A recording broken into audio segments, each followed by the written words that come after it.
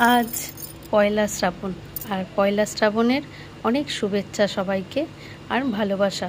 শ্রাবণ মাস পড়েছে মানেই আমরা মেয়েরা বউরা কম বেশি এখন সবুজ কাচের চুড়ি পরছি। কিন্তু সবুজ কাচের চুড়ি পরলে তো হবে না, তার পিছনে কিন্তু কিছু কারণও আছে, সেগুলো তো আমাদের জানতে হবে কি, তাই তো? তা সেইগুলোই কিছুটা অন্তত তোমাদের সাথে আজকে শেয়ার করব। পুরাণ মতে শ্রাবণ মাস হচ্ছে শিবের জন্ম মাস। আবার এই মাসেই পার্বতীও কিন্তু শিবের জন্য উপাসনা করেছিল। আবার এই মাসেই সমুদ্র মন্থনের মাস বলে আমরা আর কি জানি। ঠিক এই তিনটে কারণ তো অবশ্যই আছে, আরও কারণ আছে, বলছি তোমাদেরকে। প্রথম কারণ হচ্ছে যেহেতু শিবের জন্ম মাস, তাই পুরো শ্রাবণ মাস জুড়ে যতগুলো সোমবার আছে অনেকেই সেই সোমবারে শিবের মাথায় জল ঢালে, পুজো করে। ঠিক আছে, আবার এই মাস জুড়ে অনেকে কিন্তু নিরামিষও খায়। আমি সেটা করা হয় না সত্যি কথা বলতে, সেই জন্য সবার মধ্যে আমাকে আর ধরছি না, ঠিক আমি বাইরেই আছি। আর দ্বিতীয় কারণ হচ্ছে পার্বতী দেবী কিন্তু এক মনোরম সবুজ পরিবেশে শিবের জন্য আরাধনা করেছিলেন। আর এই শ্রাবণ মাসে তপস্যা করে পার্বতী দেবী মহাদেবকে পেয়েছিলেন। আর তিনি যখন তপস্যা করেছিলেন মহাদেবের জন্য, তখন কিন্তু সবুজ পোশাক, সবুজ চুড়ি, সবুজ কঙ্কন এই সমস্ত কিছু ব্যবহার করেছিলেন।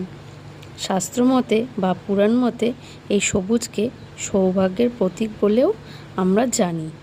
আর একটা কারণ, এই সময় বর্ষার জলে পুষ্ট হয়ে প্রকৃতি ভরে ওঠে। ঠিক আছে, আর মহাদেবের আর এক নাম কিন্তু পশুপতি।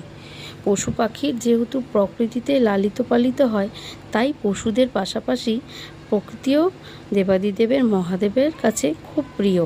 সেই কারণে স্বামী সন্তানের মঙ্গল কামনায় সবুজ চুড়ি ও সবুজ বস্ত্র আমরা পরে থাকি।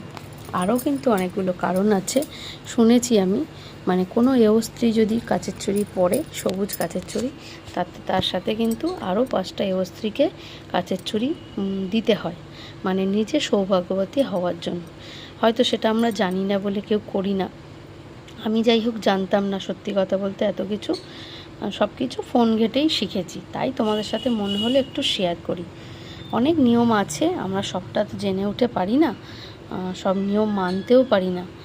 আর আইবুড়ো মেয়েরা কিন্তু পড়তে নেই, এটুকু শুনেছি। যাই হোক, ভিডিওটা কেমন লাগলো অবশ্যই কমেন্ট করে জানিও। ভালো লাগলে একটা লাইক কমেন্ট শেয়ার করে দিও।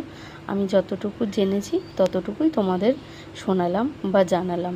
হয়তো আমার কথাগুলো সত্যি নাও হতে পারে বা তোমাদের মতামত নাও মিলতে পারে, সেটা অবশ্যই আমাকে কিন্তু কমেন্ট বক্সে জানাবে। টাটা।